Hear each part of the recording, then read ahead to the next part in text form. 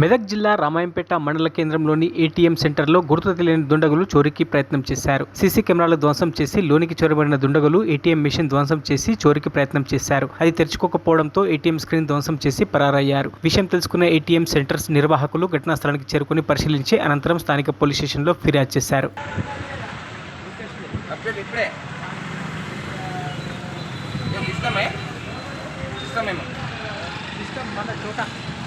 छोटा news Virginie big TV RTV అన్ని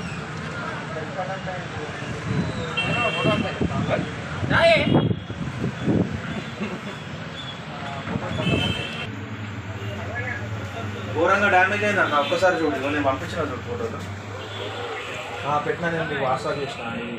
నేను మీకు కాల్ కట్ చేస్తా. శివశంకర్, మాది హిటాచి క్యాష్ మేనేజ్మెంట్ సర్వీస్.